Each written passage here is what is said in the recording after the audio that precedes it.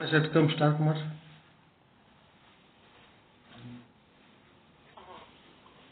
ओम सद्गुरु श्री शुद्ध ब्रह्मणे नमः. निर्वाण षट्क. चिदानंद रूप शिवोऽहं शिवोऽहं चिदानंद रूप शिवोऽहं शिवोऽहं मनोर्बुद्धि अहंकार चित्तादिनाहं न च श्रोत्रजिह्वे न च घ्राणनेत्रे न चर्व्योम भूमिर्न तेजो न वायु चिदानन्दरूप शिवोऽहं शिवोऽहं चिदानन्दरूप शिवोऽहं शिवोऽहं न च प्राणसौज्ञो न वै पञ्चवायु न वा सप्तधातुर्न वा पञ्चकोश न वा पाणिपादं न जोपस्तपायु चिदानन्दरूप शिवोऽहं शिवोऽहं चिदानन्दरूप शिवोऽहं शिवोऽहं न मे द्वेषरागो न मे लोभमोहौ मदो नैव मे नैव मात्सर्यभाव न धर्मो न चार्थो न कामो न मोक्ष चिदानन्दरूप शिवोऽहं शिवोऽहं चिदानन्दरूप शिवोऽहं शिवोऽहं न पुण्यं न पापं न सौख्यं न दुःखं न मन्त्रो न तीर्थं न वेदा न यज्ञ अहं भोजनं नैव भोज्यं न भोक्ता चिदानन्दरूप शिवोऽहं शिवोऽहं चिदानन्दरूप शिवोऽहं शिवोऽहं न मृत्युर्न शङ्का न मे जातिभेद पिता नैव मे नैव माता च जन्म न बन्धुर्न मित्रुर्न गुरुर्नैव शिष्य चिदानन्दरूप शिवोऽहं शिवोऽहं चिदानन्दरूप शिवोऽहं शिवोऽहम् अहं निर्विकल्पो निराकाररूपो विभुत्वाच सर्वत्र सर्वेन्द्रियाणां न चासङ्गतं नैव मुक्तिर्न मेय चिदानन्दरूप शिवोऽहं शिवोऽहं चिदानन्दरूप शिवोऽहं शिवोऽहं चिदानन्दरूप शिवोऽहं शिवोऽहं चिदानन्दरूप शिवोऽहं शिवोऽहं. ಎಲ್ಲರಿಗೂ ಶರಣ ಶರಣಾರ್ಥಿ.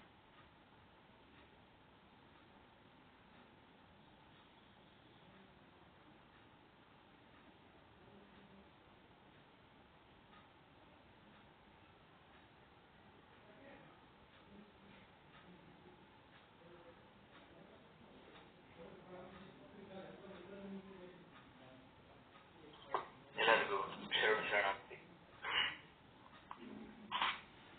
ಪ್ರತಿದಿನ ಮಧ್ಯಾಹ್ನ 2 ರಿಂದ 3 ನಡೆಯುವಂತ ವೇದಾಂತ ಪ್ರವಚನ ಸದ್ಗುರು ಶ್ರೀ ಶಂಕರ ಭಟ್ ಉತ್ತರಿಸಿದ ವೇದಾಂತ ಪ್ರವಚನ ಮಾಲಿಕೆ 2 ಮಹಾಲಿಂಗರಂಗರ ಅನುಭವಾಮೃತ ಈ ಗ್ರಂಥವನ್ನು ಆಧರಿಸಿದಂತ ಉಪನ್ಯಾಸಗಳನ್ನ ಇದನ್ನ ಈ ಒಂದು ಗ್ರಂಥ ಲೇಖಕರಾಗಿರ್ತಕ್ಕಂಥ ಶ್ರೀ ಗಣಪತಿ ಭಟ್ ಅಗ್ನಿಹೋತ್ರಿ ಈ ಗುರುಗಳಿಗೂ ಕೂಡ ಅನಂತ ಶರಣಾರ್ಥನ ಸಲ್ಲಿಸ್ತಾ ಈ ಒಂದು ಅನುಭವಾಮೃತವನ್ನ ಚಿಂತನವನ್ನ ನಮ್ಮೆಲ್ಲರಿಗೂ ಮಾರ್ಗದರ್ಶನ ಮಾಡಬೇಕಂತ ಹೇಳಿ ಶುದ್ಧ ಪರಮ ಶ್ರೀ ಸದ್ಗುರು ಶ್ರೀ ಶರಣಬಸವಪ್ಪಾಜಿಯವರ ಶ್ರೀಚರಣಕ್ಕೆ ವಂದಿಸಿ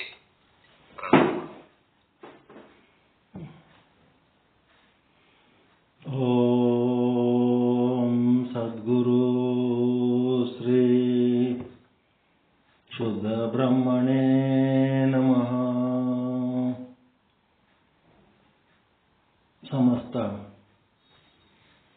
ಶುದ್ಧ ಬ್ರಹ್ಮ ಸ್ವರೂಪರಲ್ಲಿ ಅನಂತ ಅನಂತ ಪ್ರಣಾಮಗಳು.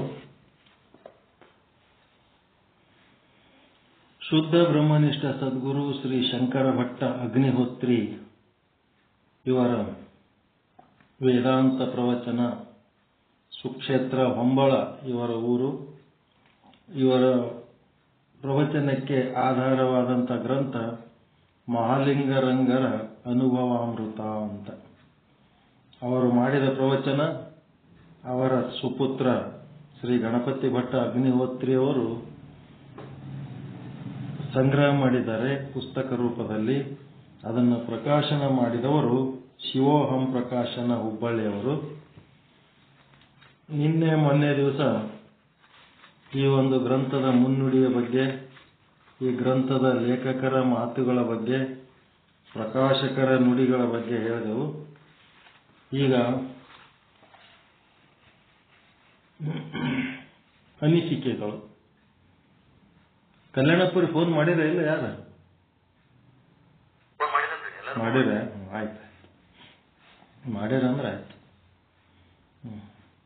ಅನಿಸಿಕೆಗಳು ಯಾರ್ದು ಇವು ಅನಿಸಿಕೆಗಳು ಅಂದ್ರೆ ಗುರುಬಂಧುಗಳ ಅನಿಸಿಕೆಗಳು. ಅಲ್ಲಿ ಗುರುಬಂಧುಗಳು ಏನು ಅನಿಸಿಕೆಗಳಪ್ಪ ಅಂತಂದ್ರೆ,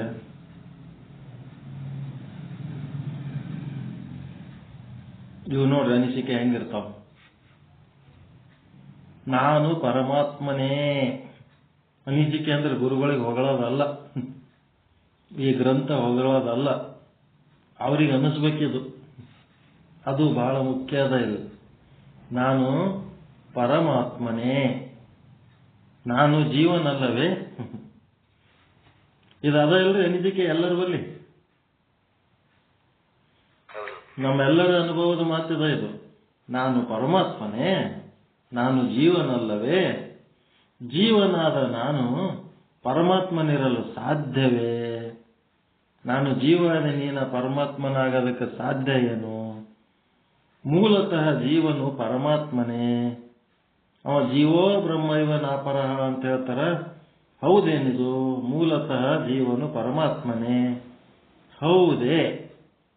ಹೌದು ಅಂದ್ರೆ ಹೌದಾ? ಅದು ಹೇಗೆ? ಅದು ಹೆಂಗಪ್ಪ? ಜೀವನು ಜೀವನಲ್ಲ, ಜೀವನು ಪರಮಾತ್ಮನೇ.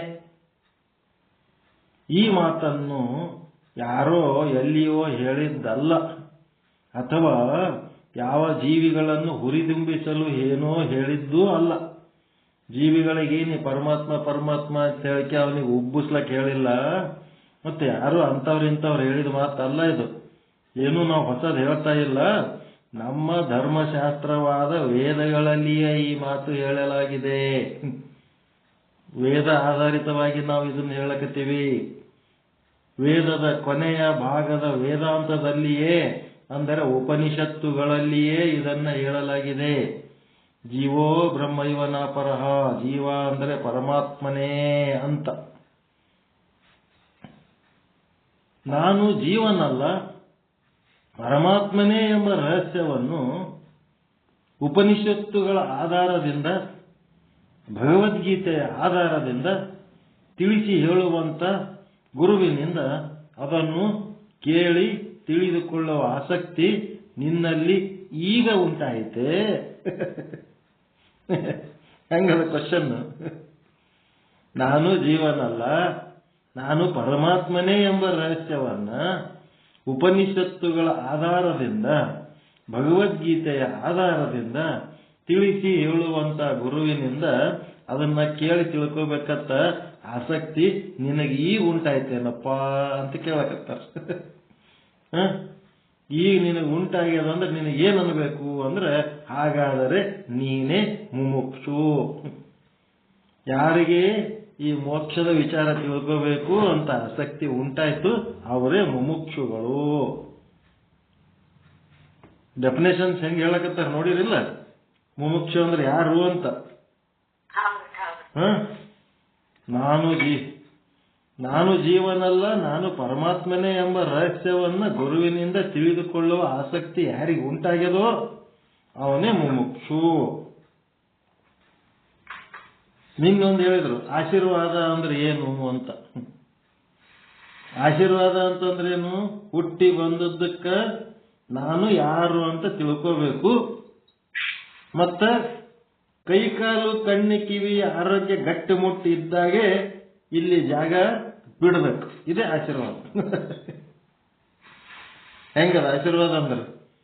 ಇನ್ನ ಕೈಕಾಲು ಗಟ್ಟಿರೋದ್ರಾಗೆ ಜಾಗ ಖಾಲಿ ಮಾಡಬೇಕು, ಅಷ್ಟ್ರಾಗೆ ಏನ್ ಮಾಡ್ಬೇಕು? ನಾ ಯಾರು ಅಂತ ತಿಳ್ಕೋಬೇಕು. ಪರಮಾನಂದ ಪ್ರಾಪ್ತಿ, ಸರ್ವ ದುಃಖ ನಿವೃತ್ತಿ ರೂಪ ಮೋಕ್ಷ ಸಾಧನೆ ಮಾಡಿ ಆಯ್ತಪ್ಪ ಜಾಗ ಖಾಲಿ ಮಾಡೋ ಮುಗಿತ್, ನಾವು ಬಂದ ಕೆಲಸ ಆಯ್ತು ಅಂತೇಳಿ ಬಿಡಬೇಕು. ಇದರಂಗೆ ನಾಳೆ ಹೇಳ್ತೀನಿ ಮುಂದೆ ಇನ್ನ ಬಸವಣ್ಣವ್ರ ಅನುಭವ ಹೆಂಗದ. ಯಾರು ಟುಸ್ ಸಲಕತ್ವ ಬಸವಣ್ಣವರಿಗೆ ಗಡಿಪಾರು ಮಾಡಿದಾಗ ಅವ್ರದ್ದು ಒಂದು ವಚನ ಹಿಂಗೆ ಅದ.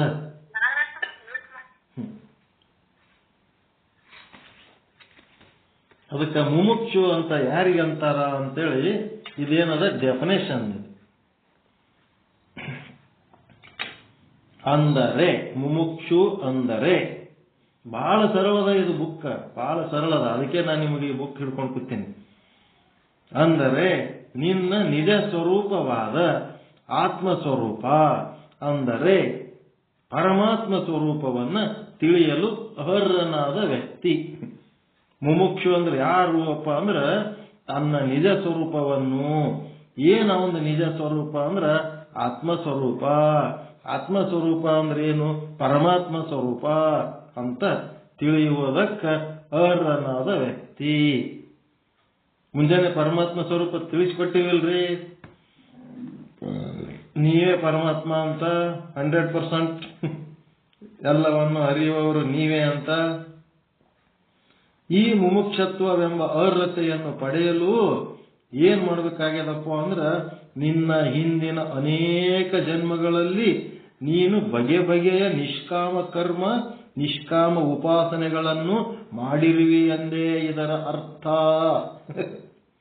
ಇಲ್ಲಿ ಬಂದು ಕೂತಿರಿ ಅಂತಂದ್ರೆ ಹೆಂಗದ?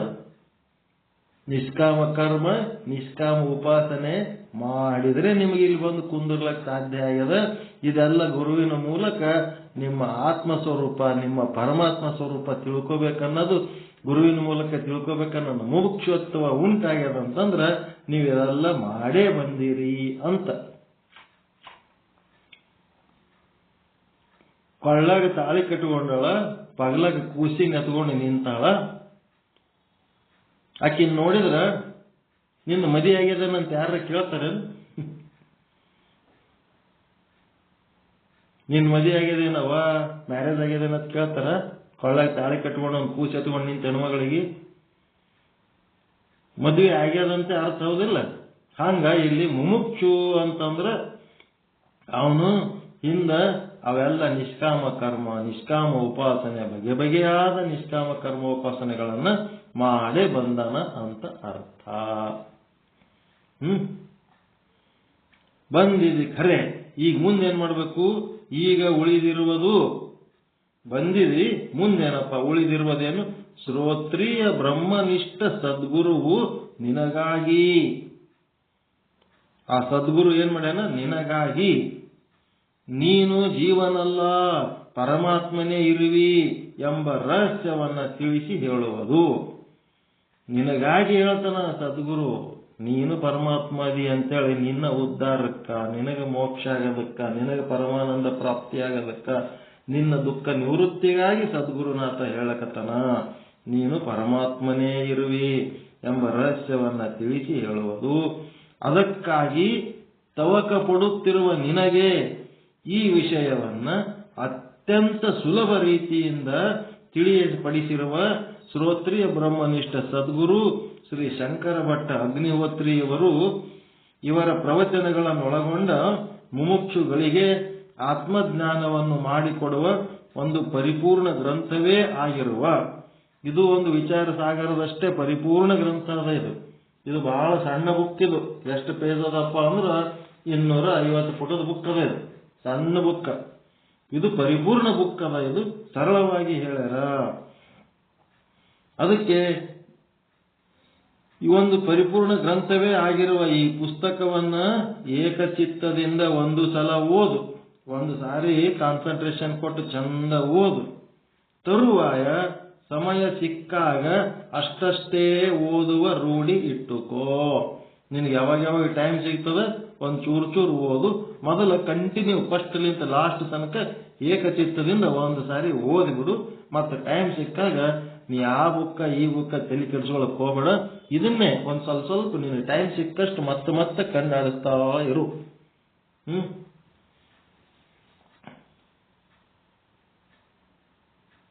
ಈ ಗ್ರಂಥವೇ ಈ ಪುಸ್ತಕವನ್ನ ಏಕಚಿತ್ತದಿಂದ ಒಂದು ಸಲ ಓದು.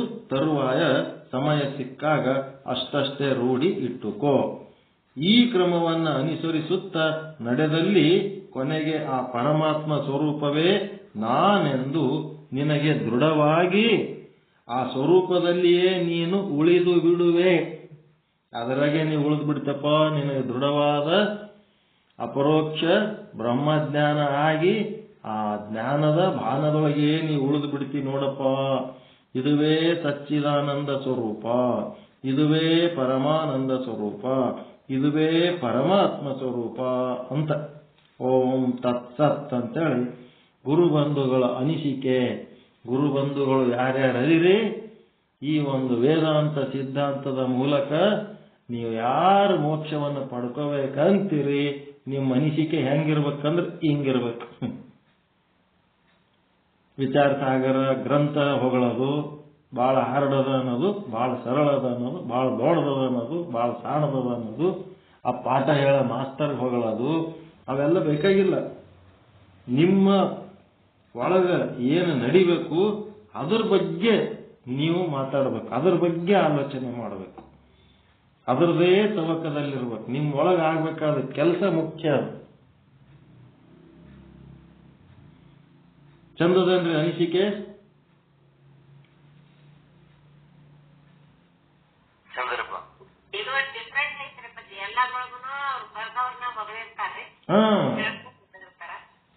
ಅನಿಸಿಕೆಗಳು ಗುರು ಬಂಧುಗಳ ಅನಿಸಿಕೆ ಅಂತಂದ್ರ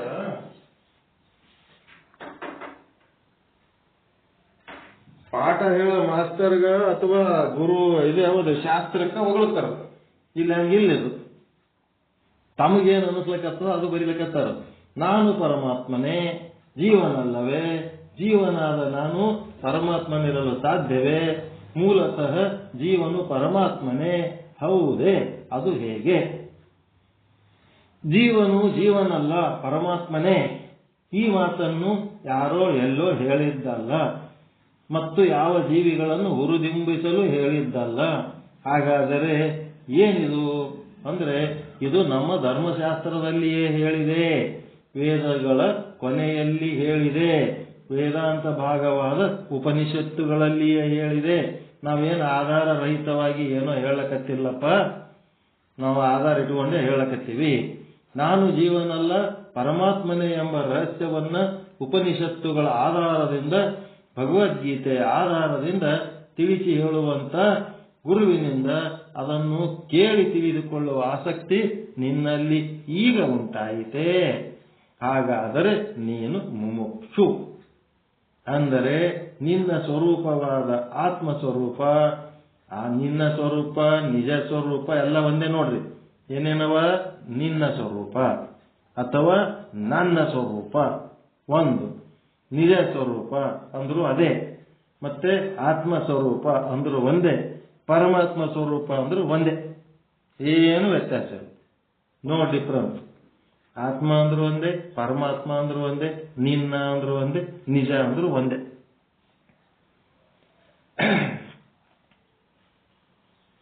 ಈ ರೀತಿ ಇದನ್ನು ತಿಳಿದುಕೊಳ್ಳಲು ಅರ್ಹನಾದ ವ್ಯಕ್ತಿ ನೀನು ಮುಮುಕ್ಷು. ಈ ಮುಮುಕ್ಷತ್ವ ಎಂಬ ಅರ್ಹತೆಯನ್ನ ಪಡೆಯಲು ನಿನ್ನ ಹಿಂದಿನ ಅನೇಕ ಜನ್ಮಗಳಲ್ಲಿ ನೀನು ಬಗೆ ಬಗೆಯ ನಿಷ್ಕಾಮ ಕರ್ಮ, ನಿಷ್ಕಾಮ ಉಪಾಸನೆಗಳನ್ನು ಮಾಡಿರುವಿ ಎಂದೇ ಅರ್ಥ. ಅವು BA ಮೆಡಿಕಲ್ ಸೀಟ್ ತಗೊಂಡಿರ್ತಾವಲ್ಲ ಹುಡುಗರು, ಹಿಂದೆ PUC ಜಗ್ಗಿ ಹೈರಾಣಾಗಿ ಬಂದಿರ್ತಾವಲ್ಲ, ಹಂಗ BE ಅಡ್ಮಿಷನ್ ಮಾಡ್ಕೊಂಡವನಿಗೆ ನೀ PUC ಓದಿದೇನಪ್ಪ, ನೀ ಡಿಪ್ಲೊಮಾ ಓದಿದೇನಪ್ಪ ಅಂತ ಕೇಳೋದೇ ಇರಂಗಿಲ್ಲ. ಮುಗೀತು, ಅಲ್ಲಿ ಓದ್ಲಕತ್ತಾನಂದ್ರೆ ನಾವು ಡಿಪ್ಲೊಮಾರೇ ಆಗಿರ್ತಾನ, BA ಆಗಿರ್ತಾನ. ಈಗ ಉಳಿದಿರುವುದು ಶ್ರೋತ್ರಿಯ ಬ್ರಹ್ಮನಿಷ್ಠ ಸದ್ಗುರು ನಿನಗಾಗಿ ನೀನು ಜೀವನಲ್ಲ ಪರಮಾತ್ಮನೇ ಇರುವಿ ಎಂಬ ರಹಸ್ಯವನ್ನು ತಿಳಿಸಿ ಹೇಳುವುದು. ಅದಕ್ಕಾಗಿ ತವಕ ಪಡುತ್ತಿರುವ ನಿನಗೆ ಈ ವಿಷಯವನ್ನು ಅತ್ಯಂತ ಸುಲಭ ರೀತಿಯಿಂದ ತಿಳಿಯಪಡಿಸಿರುವ ಶ್ರೋತ್ರಿಯ ಬ್ರಹ್ಮನಿಷ್ಠ ಸದ್ಗುರು ಶ್ರೀ ಶಂಕರ ಭಟ್ಟ ಅಗ್ನಿಹೋತ್ರಿಯವರು ಇವರ ಪ್ರವಚನವನ್ನು ಒಳಗೊಂಡ ಮುಮುಕ್ಷುಗಳಿಗೆ ಆತ್ಮಜ್ಞಾನವನ್ನು ಮಾಡಿಕೊಡುವ ಒಂದು ಪರಿಪೂರ್ಣ ಗ್ರಂಥವೇ ಈ ಪುಸ್ತಕ. ಈ ಪುಸ್ತಕವನ್ನ ಏಕಚಿತ್ತದಿಂದ ಒಂದು ಸಲ ಓದು. ತರುವಾಯ ಸಮಯ ಸಿಕ್ಕಾಗಲೆಲ್ಲ ಅಷ್ಟಷ್ಟೇ ಓದುವ ರೂಢಿ ಇಟ್ಕೋ. ಎಷ್ಟು ಟೈಮ್ ಸಿಗ್ತದೋ ಅಷ್ಟೊತ್ತು ಓದ್ಕೋತಿರು. ಈ ಕ್ರಮವನ್ನು ಅನುಸರಿಸುತ್ತಾ ನಡೆದಲ್ಲಿ ಕೊನೆಗೆ ಆ ಪರಮಾತ್ಮನ ಸ್ವರೂಪವೇ ನಾನೆಂದು ನಿನಗೆ ದೃಢವಾಗಿ ಆ ಸ್ವರೂಪದಲ್ಲಿಯೇ ನೀನು ಉಳಿದು ಬಿಡುವೆ. ಆ ಸ್ವರೂಪ ಹೆಂಗಿರ್ತದ? ಅದುವೇ ಸಚ್ಚಿದಾನಂದ ಸ್ವರೂಪ, ಅದುವೇ ಪರಮಾನಂದ ಸ್ವರೂಪ, ಅದುವೇ ಪರಮಾತ್ಮ ಸ್ವರೂಪ. ಮಸ್ತದ ಇದೊಂದು ಪೇಜ್ ಮಾತ್ರ ಜಬರ್ದಸ್ತದ, ಖುಷಿ ಅನ್ನಿಸ್ತದೆ. ಎಷ್ಟು ಸಾರಿ ಓದಿದ್ರು ಓದಬೇಕನ್ನಿಸ್ತಿರ್ತದೆ.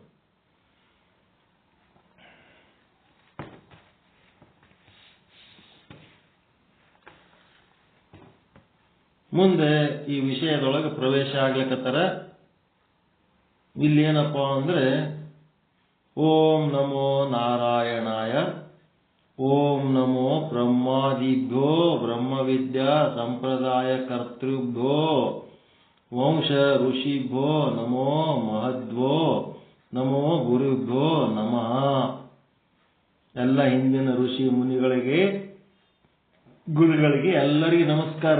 ಓಂ ನಮೋ ಬ್ರಹ್ಮಾದಿಭ್ಯೋ, ಮೊದಲು ಪರಮಾತ್ಮನಿಗೆ ನಮಸ್ಕಾರ. ಬ್ರಹ್ಮವಿದ್ಯಾ ಸಂಪ್ರದಾಯ ಕರ್ತೃಭ್ಯೋ, ಬ್ರಹ್ಮವಿದ್ಯಾ ಸಂಪ್ರದಾಯವನ್ನು ಮಾಡಿಕೊಟ್ಟಂತ ಕರ್ತೃಗಳಿಗೆ ನಮಸ್ಕಾರ. ಅಂತ ವಂಶ ಆ ಋಷಿಗಳೇನದರ ಆ ಋಷಿಭ್ಯೋ, ವಂಶ ಋಷಿಭ್ಯೋ ನಮೋ ಮಹದ್ಭ್ಯೋ ನಮೋ ಗುರುಭ್ಯೋ ನಮಃ. ಎಲ್ಲ ದೊಡ್ಡವರಪ್ಪ ನೀವು ಅಂತೇಳಿ ನಮಸ್ಕಾರ ಮಾಡ.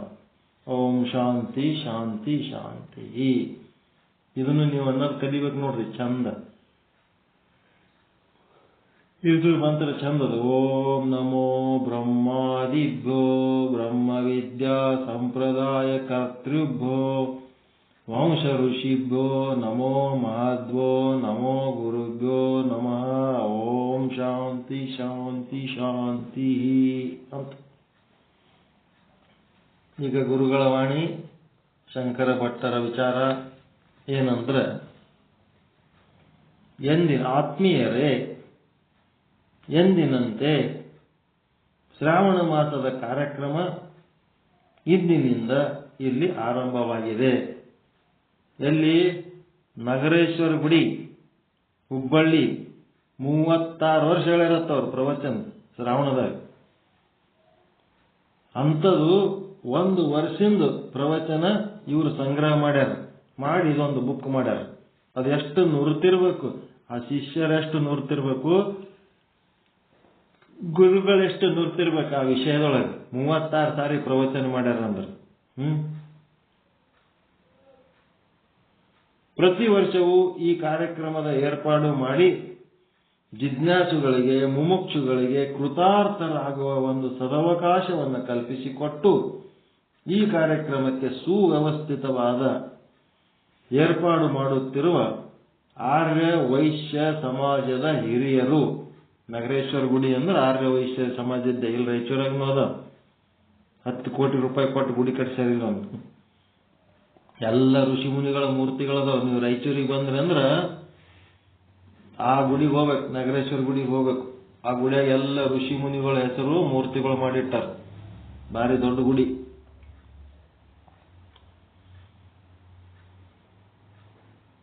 ಆರ್ಯ ವೈಶ್ಯ ಸಮಾಜದ ಹಿರಿಯರು, ಮುಂದಾಳುಗಳು ಪ್ರಶಂಸೆಗೆ ಅರ್ಹರಾಗಿದ್ದಾರೆ. ಅವರಿಗೆ ಸದ್ಗುರುನಾಥನು ಸಕಲ ಶ್ರೇಯಸ್ಸು ಅನುಗ್ರಹಿಸಲಿ ಎಂದು ಹಾರೈಸುವೆ. ಇಲ್ಲೇನು ವ್ಯವಸ್ಥೆ ಮಾಡ್ಯಾರ ಅವರಿಗೆ ಒಳ್ಳೇದಾಗಲಿ ಅಂತೇಳಿ ಯಾರು ವ್ಯವಸ್ಥೆ ಮಾಡಿರ್ತಾರ ಅವ್ರಿಗೊಂದು ಥ್ಯಾಂಕ್ಸ್ ಹೇಳ್ಬೇಕಲ್ಲ. ಪ್ರತಿ ವರ್ಷ ಅಲ್ಲಿ ಪ್ರವಚನದ ವ್ಯವಸ್ಥೆ ಮಾಡಿರ್ತಾರೆ ನಗರೇಶ್ವರ ಗುಡಿ ಒಳಗೆ ಆರ್ಯ ವೈಶ್ಯ ಸಮಾಜದವರು.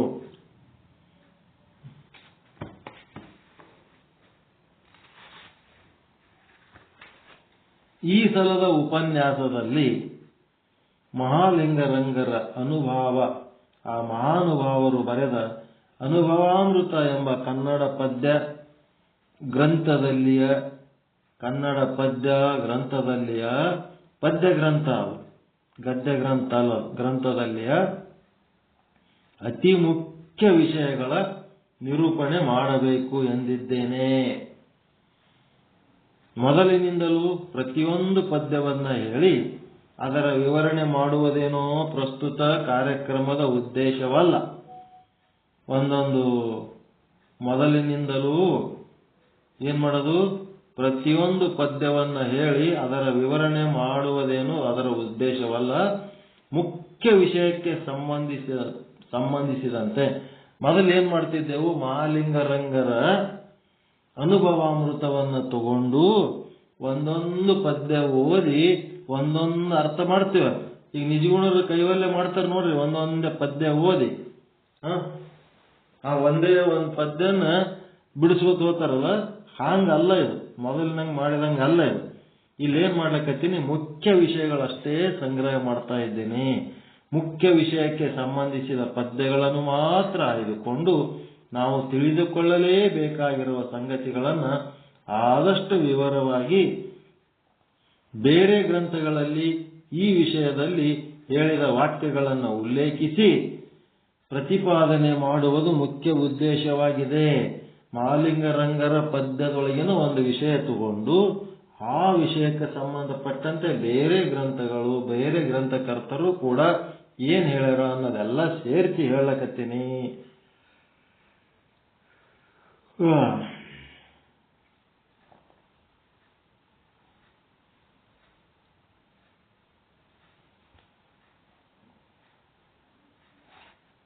ತಿಳಿದುಕೊಳ್ಳಲೇಬೇಕಾದ ಸಂಗತಿಗಳನ್ನು ಆದಷ್ಟು ವಿವರವಾಗಿ ಬೇರೆ ಗ್ರಂಥಗಳಲ್ಲೂ ಈ ವಿಷಯದಲ್ಲಿ ಹೇಳಿದ ವಾಕ್ಯಗಳನ್ನು ಉಲ್ಲೇಖಿಸಿ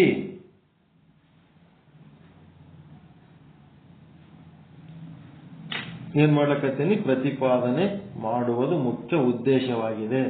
ಆದ್ದರಿಂದ ಆ ಗ್ರಂಥವನ್ನ ಕೈಯಲ್ಲಿ ಹಿಡಿದುಕೊಂಡು ಯಾವ ಯಾವ ಪದ್ಯಗಳಿಂದ ಆರಂಭ ಮಾಡಿ ಯಾವ ಪದ್ಯಕ್ಕೆ ಮುಗಿಸುತ್ತಾರೆ ಎಂಬ ನೋಡಲಿಕ್ಕೆ ಆಗುವುದಿಲ್ಲ. ಯಾವ್ದಾವುದೋ ಪದ್ಯ ತಗೊಂಡು ಆ ಪದ್ಯ ಸೀರಿಯಲ್ ನಂಬರು, ಎಷ್ಟನೇ ಸಾಲು ಹಿಂಗ್ ನೋಡ್ಕೊತ್ ಕೂತ್ರ ಆಗಂಗಿಲ್ಲ. ಅದು ಬುಕ್ ಕೈಯಾಗ ಹಿಡ್ಕೊಂಡು ಕೂತ್ರ ಆಗಂಗಿಲ್ಲ. ನಮ್ಮ ವಿಚಾರ ಸಾಗರ ಪಾಠ ಕೇಳ್ಕೊಳ್ಳೋ ಟೈಮ್ನೊಳಗೆ ನೀವು ಬುಕ್ ಹಿಡ್ಕೊಂಡು ಕೂತು ಯಾವ ಲೈನು ಯಾವ ಸಾಲ ಕೇಳಿದ್ರೆ ಹೇಳಕ್ ಸಂಬಂಧ ಇಲ್ಲ. ನಾವು ಹೇಳೋದಕ್ಕೆ ಅದಕ್ಕೆ ಏನ್ ಸಂಬಂಧ ಅದ? ಎಲ್ಲೋ ಒಂದ್ ಸ್ವಲ್ಪ ಅದ ಟಚ್ ತಗೋತೀವಿ, ನಮ್ಮದ್ ನಾವೇ ಹೇಳ್ತಿರ್ತೀವಿ. ಹಾಗಿಲ್ಲ, ಇವರು ಹೇಳೋದೆಲ್ಲ ಸ್ವತಂತ್ರವಾಗಿ ಹೇಳಕತ್ತಾರಿಲ್ಲ. ಆದ್ದರಿಂದ ಈ ಗ್ರಂಥವನ್ನು ಕೈಯಲ್ಲಿ ಹಿಡಿದುಕೊಂಡು ಯಾವ ಯಾವ ಪದ್ಯಗಳಿಂದ ಆರಂಭ ಮಾಡಿ ಯಾವ ಪದ್ಯಕ್ಕೆ ಮುಗಿಸುತ್ತಾರೆ ಎಂದು ನೋಡಲಿಕ್ಕೆ ಆಗಲಿಕ್ಕಿಲ್ಲ.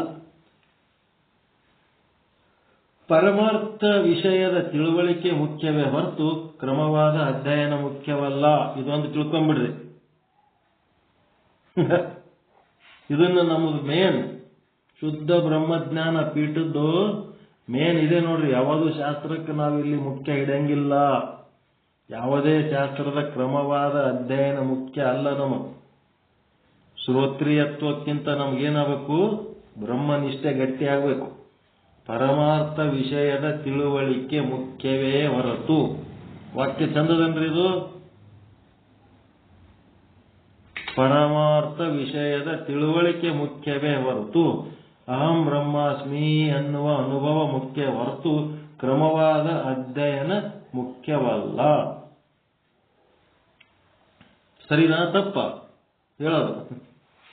ಕ್ರಮವಾದ ಅಧ್ಯಯನ ಮಾಡಿ ಪರಮಾರ್ಥ ವಿಷಯನೇ ಮರ್ತು ಬಿಟ್ಟಾರಲ್ಲ, ಏನ್ ಮಾಡ್ತೀರಿ? ಅಧ್ಯಯನದಾಗೆ ನಿರತರಾಗಿಬಿಟ್ಟಾರ. ಕ್ರಮ ಒಂದು ಡಿಸಿಪ್ಲಿನ್ ಒಂದು ಮೇಂಟೈನ್ ಮಾಡ್ತಾರಂತಾರಲ್ಲ, ಅದು ಸರಿನಾ? ತಪ್ಪು ಅನ್ಲಕ್ಕೂ ಬರಲ್ಲ, ಸರಿ ಅನ್ಲಕ್ಕೂ ಬರಂಗಿಲ್ಲ. ಅದು ಮುಖ್ಯ ಅಲ್ಲ. ನಮ್ಗೇನಾಗಬೇಕು? ಪರಮಾರ್ಥ ವಿಷಯದ ತಿಳುವಳಿಕೆ ಮುಖ್ಯ, ಅದರ ಅರಿವು ಮುಖ್ಯ.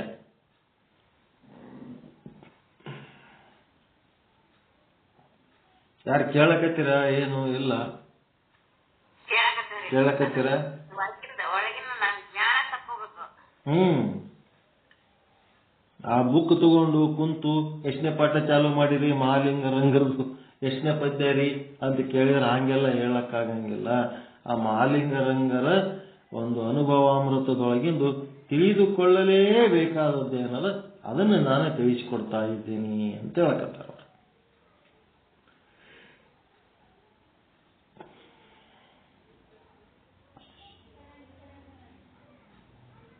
ಒಂದು ಯಾರೇ ತತ್ವಪದ ಹಾಡ್ರಿ, ಏನಾರೇ ಒಂದು, ಮತ್ತೆ ಮುಂದೆ ಹೋಗೋಣ. ಒಂದು ಬ್ರೇಕ್ ತಗೋರಿ.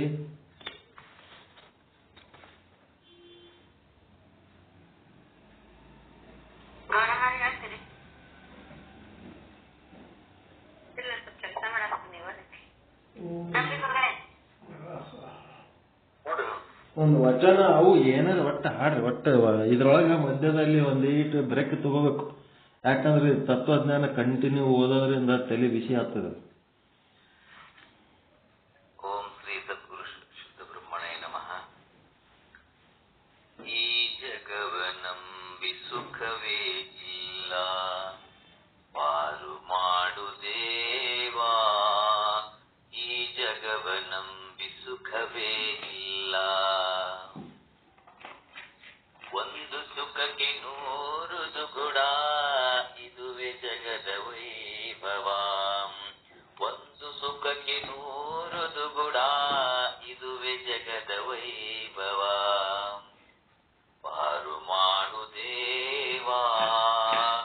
ಈ ಜಗವನಂಬಿ ಸುಖವೇ ಇಲ್ಲ.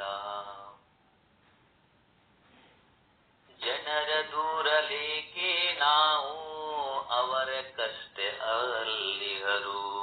ಜನರ ದೂರಲೇಕೆ ನಾವು, ಅವರ ಕಷ್ಟದಲ್ಲಿ ಇಹರು. ಅವರ ಚಿಂತೆ ಅವರಿಗೆ ಇಹುದು, ನಮ್ಮ ಚಿಂತೆ ಯಾರಿಗೆ ಮುದ್ದು. ಪಾರು ಮಾಡು ದೇವಾ. ಈ ಜಗವನಂಬಿ ಸುಖವೇ ಇಲ್ಲ. ಮನುಜ ತನ್ನ ಮಿತಿಯನ್ನು ಅರಿಯ, ಕೊಟ್ಟುದಿಹನು ಗಗನದಿ ಮಣೆಯ. ಮನುಜ ತನ್ನ ಮಿತಿಯನ್ನು ಅರಿಯ, ಕಟ್ಟುದಿಹನು ಗಗನದಿ ಮಣೆಯ. ಸುಖದಿ ಬಾಳ್ವೆನೆಂದು ದುಡಿದ, ಬಾಳ್ವೆ ಮುಗಿವ ಮೊದಲೇ ಮಡಿದ. ಪಾರು ಮಾಡು ದೇವಾ. ಈ ಜಗವನಂಬಿ ಸುಖವೇ ಇಲ್ಲ. ಎಷ್ಟು ಸಾವು ಏನೋ ನೋವು, ಇದಕ್ಕೆ ಆದಿ ಅಂತ್ಯವೇ ಇಲ್ಲ. ಎಷ್ಟು ಸಾವು ಏನೋ ನೋವು, ಇದಕ್ಕೆ ಆದಿ ಅಂತ್ಯವೇ ಇಲ್ಲ. ಆಸೆ ಪಟ್ಟು ಪಡೆದುದನ್ನೆಲ್ಲ, ಇಲ್ಲೇ ಬಿಟ್ಟು ನಡೆಯುವುದೆಲ್ಲ. ಆಸೆ ಪಟ್ಟು ಪಡೆದುದನ್ನೆಲ್ಲ, ಇಲ್ಲೇ ಬಿಟ್ಟು ನಡೆಯುವುದೆಲ್ಲ. ಪಾರು ಮಾಡು ದೇವಾ. ಪಾರು ಮಾಡು ದೇವಾ. ಈ ಜಗವನಂಬಿ ಸುಖವೇ ಇಲ್ಲ. ಹೇ ದೇವ ನೀನೊಬ್ಬನೇ, ಆತ್ಮೀಯ ಬಂಧು ನನಗೆ. ಹೇ ದೇವ ನೀನೊಬ್ಬನೇ, ಆತ್ಮೀಯ ಬಂಧು ನನಗೆ. ಪ್ರೀತಿ ನೀಡುವವರಲ್ಲಿ ನಿನ್ನನ್ನು ಬಿಟ್ಟರಾರು ಇಲ್ಲ. ಈ ಜಗವನಂಬಿ ಸುಖವೇ ಇಲ್ಲ. ಪಾರು ಮಾಡು ದೇವಾ. ಈ ಜಗವನಂಬಿ ಸುಖವೇ ಇಲ್ಲ.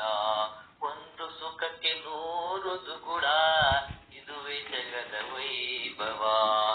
ಒಂದು ಸುಖಕ್ಕೆ ನೂರು ದುಗುಡ, ಇದುವೇ ಜಗದ ವೈಭವ. ಪಾರು ಮಾಡು ದೇವಾ. ಪಾರು ಮಾಡು ದೇವಾ. ಈ ಜಗವನಂಬಿ ಸುಖವೇ ಇಲ್ಲ.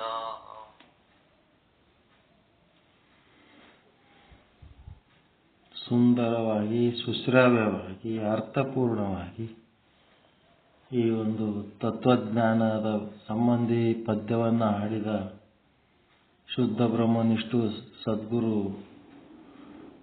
ಶ್ರೀ ಪ್ರಕಾಶ್ ಕಂಬಿ ಗುರುಗಳ ಪಾದಗಳಿಗೆ ಅನಂತ ಅನಂತ ಪ್ರಣಾಮಗಳು.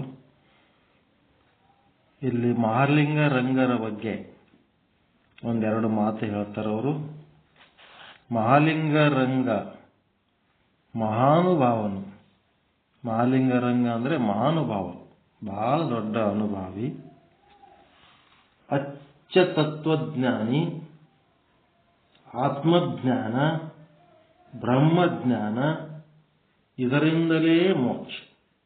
ಆತ್ಮಜ್ಞಾನ ಬ್ರಹ್ಮಜ್ಞಾನದಿಂದಲೇ ಮೋಕ್ಷ. ಉಳಿದ ಯಾವ ಸಾಧನೆಯಿಂದಲೂ ಅದು ಸಾಧ್ಯವಾಗುವುದಿಲ್ಲ. ಮೋಕ್ಷ ಬೇಕು ಅಂತಂದ್ರೆ ಬ್ರಹ್ಮಜ್ಞಾನ ಬೇಕು. ಅದು ಬಿಟ್ಟರೆ ಬೇರೆ ಏನ್ ಮಾಡಿದ್ರು ಕರ್ಮ ಉಪಾಸನೆಗಳಿಂದ ಏನಾಗಲ್ಲ, ಮೋಕ್ಷ ಆಗಂಗಿಲ್ಲ. ಬ್ರಹ್ಮಜ್ಞಾನದಿಂದಲೇ ಮೋಕ್ಷ. ಮತ್ತು ಬ್ರಹ್ಮಜ್ಞಾನದಿಂದಲೇ ಮೋಕ್ಷ ಅಂತಂದ್ರೆ ಕರ್ಮ ಉಪಾಸನೆಗಳು ವೇಸ್ಟ್ ಏನ್ರಿ ಅಂತಂದ್ರೆ ಕರ್ಮ ಉಪಾಸನೆಗಳು ವೇಸ್ಟ್ ಅಲ್ಲ. ಆ ಒಂದು ಬ್ರಹ್ಮಜ್ಞಾನ ಪಡ್ಕೋಬೇಕಾದ್ರೆ ನಿರ್ಮಲ ಚಿತ್ತ ಮತ್ತು ನಿಶ್ಚಲ ಚಿತ್ತ ಇರಬೇಕು. ಆ ನಿರ್ಮಲ ಚಿತ್ತ ನಿಶ್ಚಲ ಚಿತ್ತ ಇರಬೇಕಂದ್ರೆ ನಿಷ್ಕಾಮ ಕರ್ಮ ನಿಷ್ಕಾಮ ಉಪಾಸನೆಗಳು ಬೇಕಾಗ್ತವ. ಅದಕ್ಕೆ ನಿಷ್ಕಾಮ ಕರ್ಮೋಪಾಸನೆಗಳು ನಮಗೆ ಮೋಕ್ಷಕ್ಕೆ ಕರ್ಕೊಂಡು ಹೋಗ್ಲಿಕ್ಕೆ ನಮ್ಮ ಅಂತಃಕರಣವನ್ನು ಹದ ಮಾಡ್ತಾವ. ಅಂತಃಕರಣ ಹದ ಮಾಡಿದ್ಮೇಲೆ ಅದರೊಳಗೆ ಬ್ರಹ್ಮಜ್ಞಾನದ ಬೀಜ ಬಿತ್ತದ್ರಿಂದ ಏನಾಗ್ತದಪ್ಪ ಅಂದ್ರೆ ನಮಗೆ ಮೋಕ್ಷ ಆಗ್ತದ. ಈ ರೀತಿ ತಿಳ್ಕೊಂಡು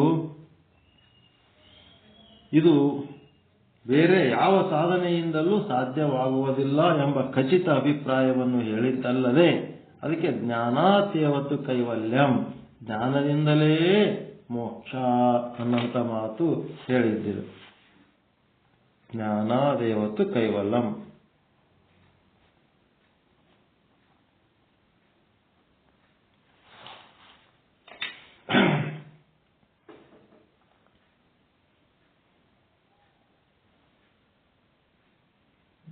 ಖಚಿತ ಅಭಿಪ್ರಾಯ ಹೇಳಿದ್ದಲ್ಲದೆ ಜ್ಞಾನವೆಂಬುದು ಅನುಭವದಲ್ಲಿ ಕೊನೆಗಾಣತಕ್ಕದ್ದು.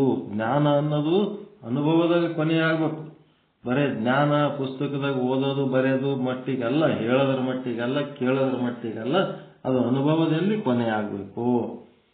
ಅದರ ಫಲವು ಈಗಲೇ ಇಲ್ಲಿಯೇ ಅನುಭವಕ್ಕೆ ಬಂದು ಬಿಡುತ್ತದೆ ಹೊರತು ಕಾಲಾಂತರದಲ್ಲಿ ಲೋಕಾಂತರಗಳಲ್ಲಿ ಅಲ್ಲ ಎಂಬುದನ್ನ ಅತೀ ಸ್ಪಷ್ಟವಾಗಿ ಸುಲಭವಾದ ಲಲಿತವಾದ ಕನ್ನಡ ಭಾಷೆಯಲ್ಲಿ ನಿರೂಪಿಸಿದ್ದಾರೆ. ನೋಡಿ, ಆ ಮೋಕ್ಷದ ಫಲ ಈ ಕ್ಷಣನೇ ಇಲ್ಲೇ ಸಿಗ್ತದ. ಅಭಿಮಾನ ಛೋಡ ಮುಕ್ತಿ ರೋಕಡ ಅಂತ ಹೇಳಿರಲ್ಲ, ಯಾವಾಗ ನಿಮ್ಮ ಅಭಿಮಾನ ಬಿಡ್ತೀರಿ ಅವಾಗ ನಿಮ್ಗ ಇಲ್ಲೇ ರೋಕಡನೆ ಸಿಕ್ಬಿಡ್ತದ ಮುಕ್ತಿ ಅಂತ.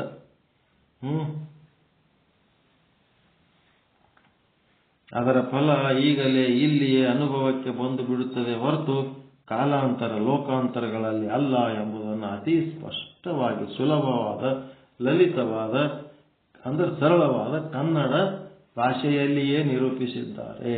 ಯಾರು? ಮಹಾಲಿಂಗ ರಂಗರು. ಈ ಸಂದರ್ಭದಲ್ಲಿ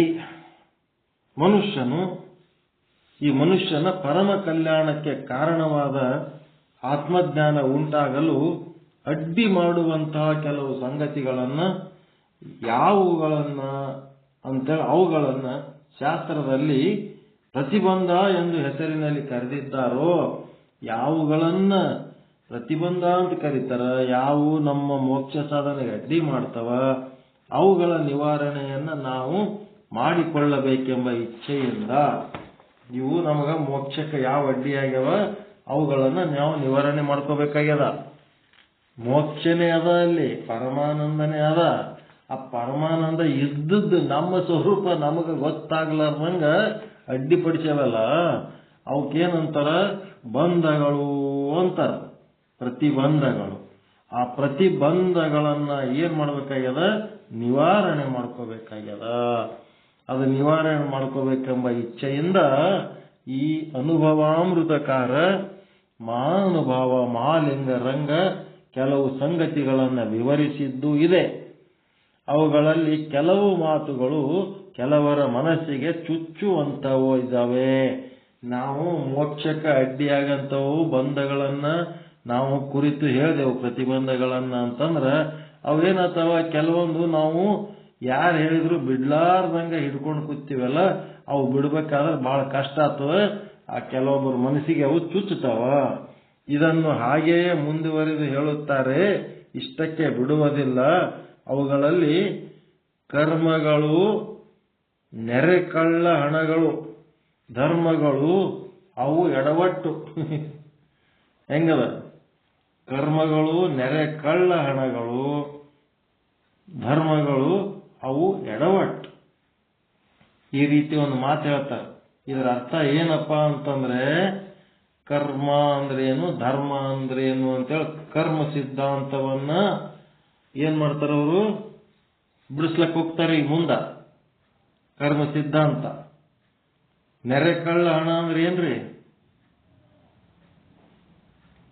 ನಿಮ್ಮ ಕರ್ಮಗಳು ಎಂತ ನೆರೆಕಳ್ಳ ಹಣ ಅಂತಂದ್ರೇನು? ಸ್ವಿಟ್ಜರ್ಲೆಂಡ್ನಾಗ ಇಟ್ಟು ಬಂದಾರಲ್ಲ ನಮ್ಮ ದೇಶದ ಕಳ್ಳ ರಾಜಕಾರಣಿಗಳು. ಯಾವ ಕಪ್ಪು ಹಣ, ಅದೇ ನೋಡ್ರಿ. ಕರ್ಮಗಳು ನೆರೆಕಳ್ಳ ಹಣಗಳು. ಇದು ಯಾರ್ದು ಮಾತು? ಮಹಾಲಿಂಗರಂಗರದು. ಬ್ಲ್ಯಾಕ್ ಮನಿ ಇದ್ದಂಗದ ನಮ್ಮ ಕರ್ಮಗಳು. ಧರ್ಮಗಳು ಅವು ಎಡವಟ್ಟು. ಏನಿದು ಅಂತ ಹೇಳ್ತಾರೆ. ಕರ್ಮ ಅಂದ್ರೇನು, ಧರ್ಮ ಅಂದ್ರೇನು ಅಂತ, ಹೆಂಗ ಎಡವಟ್ಟ ಇದು ಅಂತ. ಹೀಗೆ ಏನೇನೋ ಎಡವಟ್ಟು ಮಾತುಗಳನ್ನು ಹೇಳಿದಂತೆ ಹೇಳಿಬಿಟ್ಟಿದ್ದಾನೆ.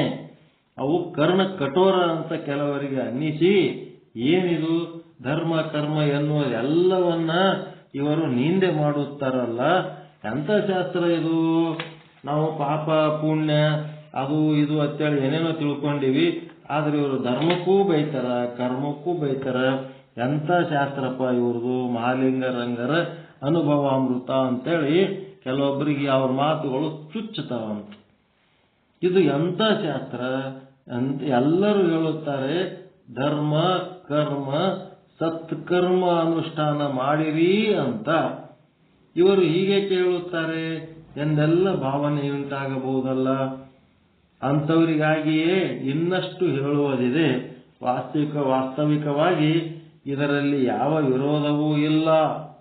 ಕರ್ಮ ಧರ್ಮಗಳಿಗೆ ಬೈಲಕತ್ತಾರಂದ್ರ ಅದ್ರ ಮೇಲೆ ಅವ್ರಿಗೇನು ವಿರೋಧ ಇಲ್ಲ, ಸಿಟ್ಟಿಲ್ಲ. ಅವ್ರು ಯಾಕೆ ಹೇಳ್ತಾರೆ ಅನ್ನೋದು ತಿಳ್ಕೊಳ್ರಿ. ಆದರೆ ನಾವಾಗಿಯೇ ಏನೋ ಒಂದು ತಪ್ಪು ತಿಳುವಳಿಕೆ ಮಾಡಿಕೊಂಡಿದ್ದೇವೆ ಅಲ್ಲ, ಅದನ್ನು ಬಿಡಲಾರದಕ್ಕೆ ಇಂಥವೆಲ್ಲ ಭಾವನೆಗಳು ಹುಟ್ಟುತ್ತವೆ. ನಮ್ಮಲ್ಲಿ ವೀಕ್ನೆಸ್ ಅದ, ಅದನ್ನ ನಾವು ಬಿಡ್ಲಾರ್ದಂಗ ಇಟ್ಕೊಂಡು ಕೂತೀವಲ್ಲ ಅಜ್ಞಾನ, ಅದಕ್ಕೇನಾಗ್ತದ, ಅವ್ರು ಹೇಳೋ ಮಾತುಗಳು ನಮಗೆ ತೊಂದರೆ ಮಾಡ್ತಾವ ಅನ್ನಿಸ್ತಿರ್ತದ. ಅವ್ರು ಯಾವ ವಿರೋಧದಿಂದ ಹೇಳಿಲ್ಲ. ಈಗ ನೋಡಿ, ವೇದಶಾಸ್ತ್ರ ಎಲ್ಲರಿಗೂ ಸಮಾನವಾಗಿಯೇ ಮಾನ್ಯವಾಗಿವೆ ಅಷ್ಟೇ. ಎಲ್ಲರಿಗೂ ವೇದಗಳ ವಿರೋಧಿ ಮಾಡೋರು ಯಾರದಾರ? ವೇದ ಎಲ್ಲರಿಗೂ ಸಮಾನವಾಗಿ ಮಾನ್ಯ ಮಾಡಂಗದವ. ಆ ಶಾಸ್ತ್ರಗಳಲ್ಲಿಯೇ ಈ ರೀತಿಯಾದ ವಿಭಾಗ ವಚನಗಳು ನಮಗೆ ಸಿಕ್ಕರೆ ಈ ತರಹದ ಪ್ರಶ್ನೆ ನಮಗೆ ಒಳಗೇನೆ ನಾವು ಬಿಡಿಸಿಕೊಳ್ಳಲಿಕ್ಕೆ ಬರುವುದಿಲ್ಲಬೇಕೆ? ಉದಾಹರಣೆ, ಸತ್ಯಂ ವದ ಧರ್ಮಂ ಚರ ಅಂತದ. ಇದು ವಿಶ್ಲೇಷಣೆ ಏನ್ ಮಾಡೋಣ, ನಾಳೆ ಹೇಳಂಗಾಗೋಣ. ಇವತ್ತು ಸಾಕಿಷ್ಟು. ಧರ್ಮ ಕರ್ಮ ಎಲ್ಲನೂ ನಿಂದೆ ಮಾಡ್ತಾರ, ಯಾಕ ಅನ್ನೋದಕ್ಕೆ ನಾಳೆ ಹೇಳ್ತಾರೆ. ಇದು ಹೆಂಗ, ಏನು, ಎಂತು ಬಹಳ ವಿಡಂಬನಾತ್ಮಕವಾಗಿ ಚಂದ ಹೇಳಿದ್ದದ.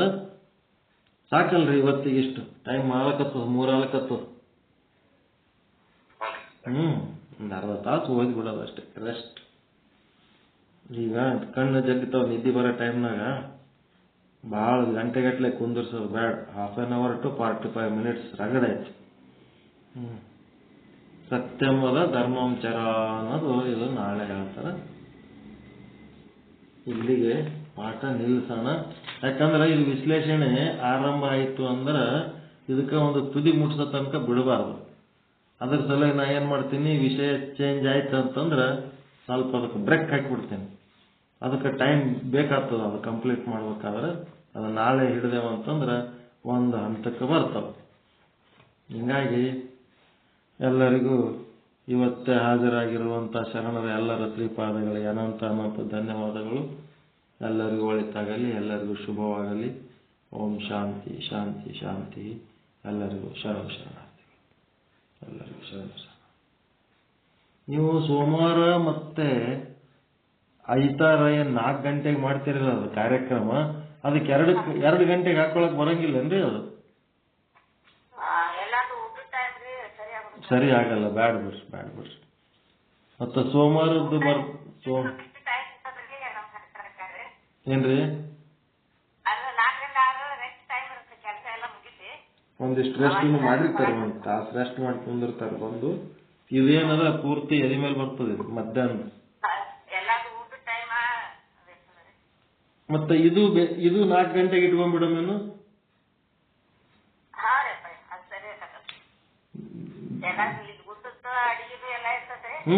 ಈಗ ಇದನ್ನ 4 ಗಂಟೆಗೆ ಇಟ್ಕೊಂಡ್ಬಿಟ್ರೆ ಹೆಂಗಿರ್ತದ? ಮಧ್ಯಾಹ್ನ 2ಕ್ಕೆ ಎಲ್ಲರಿಗೂ ತೊಂದರೆ ಆಗಂಗ್ ಕಾಣ್ತದೆ. ಇದು ಸಂಜೆ 4ರಿಂದ 5 ಸಾಕು.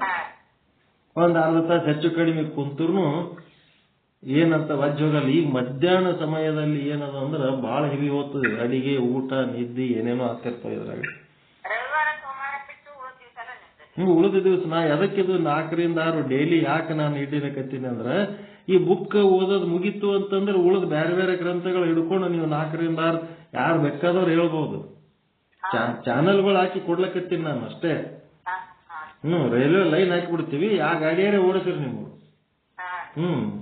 ಎಲ್ಲರಿಗೂ ಮಾತಾಡ್ಲಿಕ್ಕೆ ಅವಕಾಶ. ನಾಳೆಲಿಂದ 4ಕ್ಕೆ ಇಟ್ಕೊಳ್ಳೋಣ. ಇವತ್ತ ಸೋಮವಾರ ನೋಡ್ರಿ, ಇದು ಡಬಲ್ ಬೀಳ್ತದೆ ಎಲ್ಲರಿಗೂ. ಐತಾರ ಡಬಲ್, ಸೋಮವಾರ ಡಬಲ್, ಹಿಂಗೆಲ್ಲ ಬೇಡ. ಒಟ್ಟು 4ರಿಂದ 6 ಶುದ್ಧ ಬ್ರಹ್ಮಪೀಠದ ಕಾರ್ಯಕ್ರಮ ಚೇಂಜ್ ಮಾಡ್ಬಿಡ, ಸಮಯದ ಬದಲಾವಣೆ ಮಾಡಿ. ಸರಿನಾ? ಎಲ್ಲರಿಗೂ ಓಕೆನಾ? ಯಾರಿಗೇನು ತೊಂದರೆ ಅದ?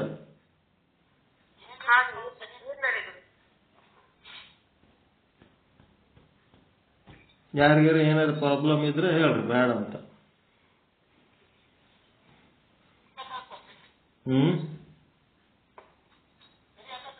ಸರಿ ಹೋಗ್ತದಲ್ಲ?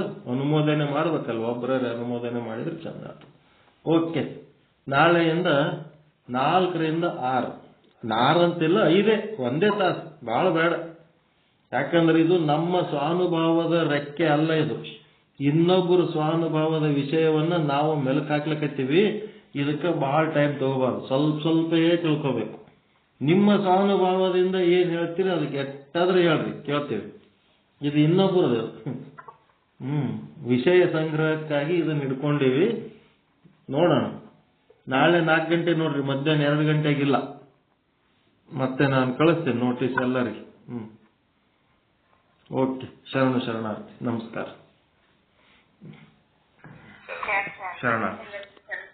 4 to 5 ಡೈಲಿ. ಶರಣ.